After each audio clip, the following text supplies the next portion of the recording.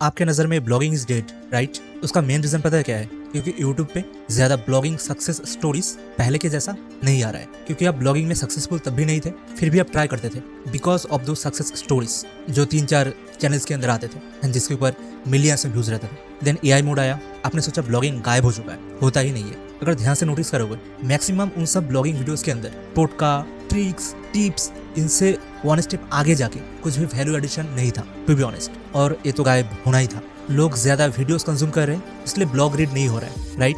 सच बताओ, किसी एक Instagram shorts creator, reel creator लगातार 15 डेज या 30 डेज वीडियो पब्लिश ना करता है, आप उसको याद रखोगे? आप रख ही नहीं पाओगे। एट द सेम प्लेस, अगर कोई यूट्यूब लॉन्ग फॉर्म वीडियो हफ्ते में एक भी पब्लिश होता है, आप उसको याद रखोगे क्योंकि आपने टाइम, एनर्जी सब डिवोट किए थे। सेम फॉर ब्लॉग, एक हेल्पफुल ब्लॉग पोस्ट पढ़ने के बाद वो याद रह जाता है। और एक जेन्युइन बात बताओ, लास्ट 2-3 सालों के अंदर एआई का अचानक से आना, उनका टेक्स्ट जनरेशन करना, वाज इट रियली हेल्पफुल? लेकिन सबसे अहम क्वेश्चन, गूगल उसी वक्त करता क्या? क्योंकि उसके सिस्टम के अंदर ही कौन सा ह्यूमन रिटेन, कौन सा एआई रिटेन अपडेट नहीं हुआ था। अभी 3 साल एआई यूज करने के बाद अगर आपको मैं दोनों टेक्स्ट दिखाऊं, एक ह्यूमन रिटेन, एक एआई रिटेन, आप इजीली खुद से ही फाइंड आउट कर दोगे ह्यूमन ने लिखा है और कौन सा एआई ने लिखा है। The thing is very simple now. तो अभी गूगल के लिए भी बहुत ही ईजी हो चुका है एआई को फाइंड आउट करना। इसलिए शायद आप नहीं जानते होंगे, पर लास्ट 5 to 6 महीने के अंदर गूगल ऐसा बहुत सारा वेबसाइट को डी रैंक, डी इंडेक्स कर दिया है। लेकिन ये पहली बार नहीं है, पिछले टाइम में भी गूगल ने सेम काम किया था। अगर देखना ही है ब्लॉगिंग काम करता है कि नहीं, सिंपली एक काम करो, लिंक्डइन ओपन करो।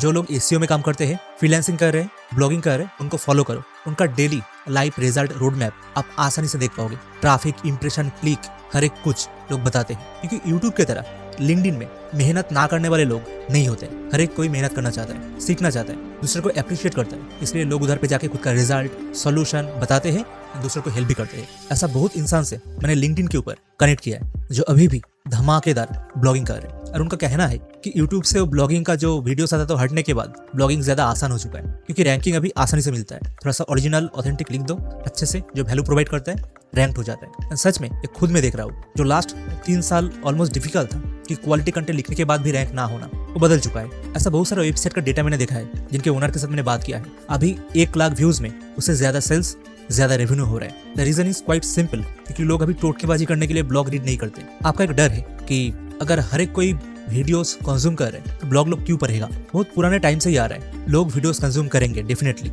लेकिन लॉन्ग फॉर्म वीडियो जो उनको हेल्प करे किसी बाइंग डिसीजन या किसी इन्फॉर्मेशन लेने में। शॉर्ट्स वीडियोस का मेन मोटिव, मेन मकसद यूजीसी ब्रांड के अंदर ही है।